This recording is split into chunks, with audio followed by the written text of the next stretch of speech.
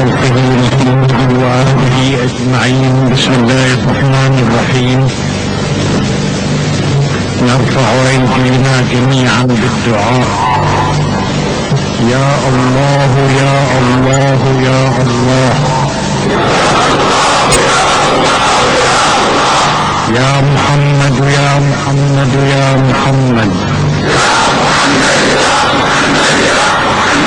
يا علي يا علي يا علي، يا فاطمة يا فاطمة يا فاطمة، يا حسن يا حسن يا حسن،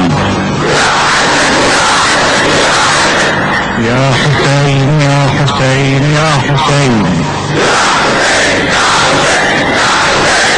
يا سجاد يا سجاد يا سجاد،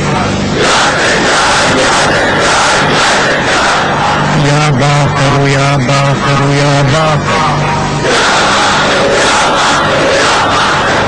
يا صادق يا صادق يا صادق،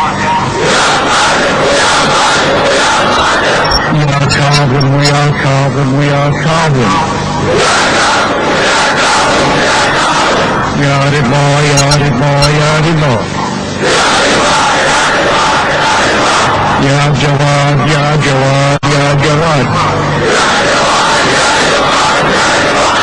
يا هادي يا هادي يا هادي،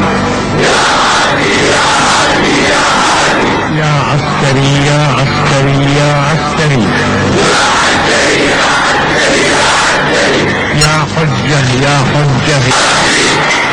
اللهم افعل بنا ما أنت أهله،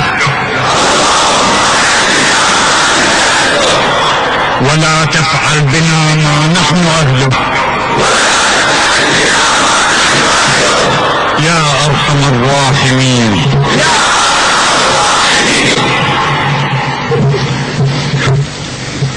الإنسان غالبا ما يكون ابن يومه، ينسى ما مضى عليه قبل قليل فضلا عن الكثير. الآن لعل أغلبنا نسي أننا كنا في شهر رمضان قبل أقل من أسبوع. في الحقيقة شهر رمضان شهر عظيم عند الله، ونحن بصفتنا من أهل الغفلة ومن أهل الدنيا من الصعب أن نعرف خصائصه إلا بمقدار ما يدلنا عليه الصومين، إلا بمقدار ما يدلنا عليها المعصومون سلام الله عليهم أجمعين. فلنودع شهر الله سبحانه وتعالى بالطريقة التي يودعها به الإمام السجاد سلام الله عليه. بسم الله الرحمن الرحيم. الحمد لله رب العالمين، وصلى الله على خير خلقه محمد وآله أجمعين. السلام عليك يا شهر الله الأكبر ويا عيد أوليائه. السلام عليك يا أكرم مصحوب من الأوقات ويا خير شهر في الأيام والساعات. السلام عليك من شهر قربت فيه الآمال ونشرت فيه الأعمال. السلام عليك من قريب جل قدره موجودا وأفجع فقده مفقودا ومرجو عالم فراقه. السلام عليك من أليف آنس مقبلا فسر وأوحش منقضيا فمض. السلام عليك من مجاور رقت فيه القلوب وقلت فيه الذنوب. السلام عليك من ناصر أعان على الشيطان وصاحب سهل سبل الإحسان. السلام عليك ما أكثر عتقاء الله فيك وما أسعد مطلع حرمتك به. السلام عليك ما كان أمحاك للذنوب وأسترك لأنواع العيوب. السلام عليك ما كان أطولك على المجرمين وأهيبك وأهيبك في صدور المؤمنين. السلام عليك من شهر لا تنافسه الأيام.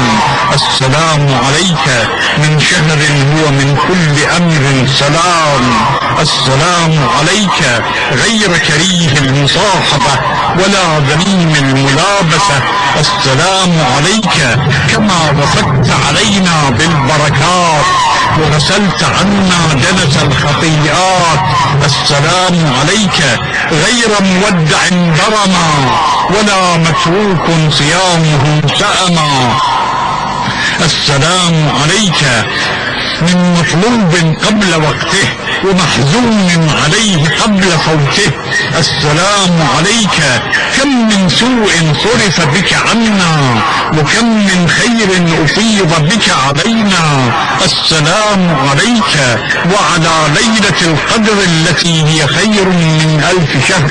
السلام عليك ما كان أحرصنا بالأمس عليك وأشد شوقنا غدا إليك. السلام عليك وعلى فضلك الذي حرمناه وعلى ماض من بركاتك سلبناه ورحمة الله وبركاته.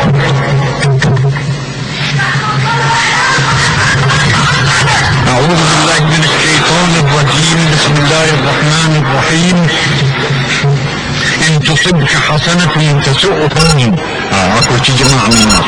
إن تصبك حسنة تسؤهم وإن تصبك مصيبة يقولوا قد أخذنا أمرنا من قبل ويتولوا وهم فرحون.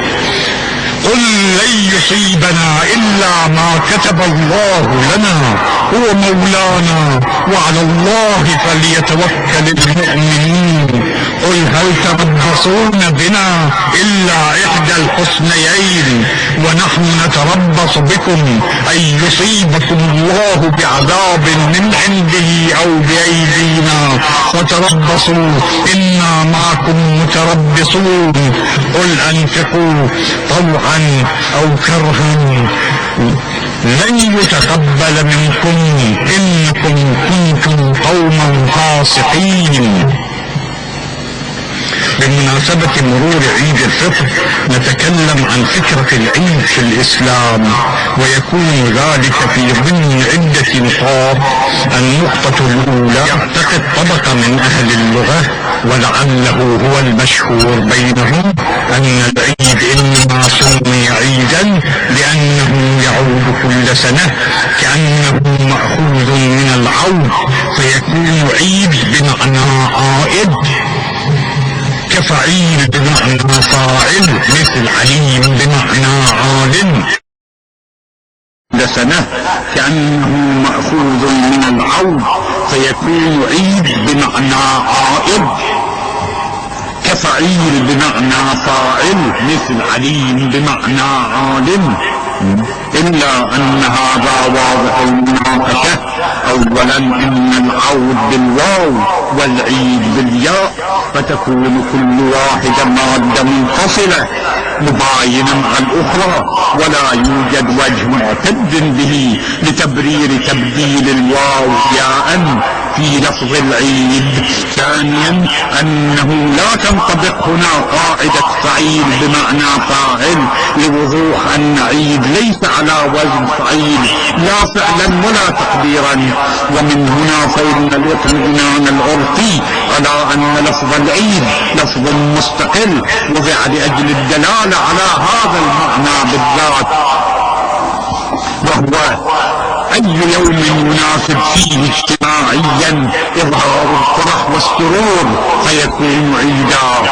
ومن الطريف الملفت للنظر الذي ألفت نظري على أي حال إنني نظرت في عدة مصادر لغوية فلم أجد معنى العيد فيها موجودا بما فيها لسان العرب لابن منظور ومجمع البحرين الطريحي والمفردات لطاغب الأصفهاني وغيرها. وبالتأكيد فإن لفظ العيد ليس كلمة مستحدثة ليعرض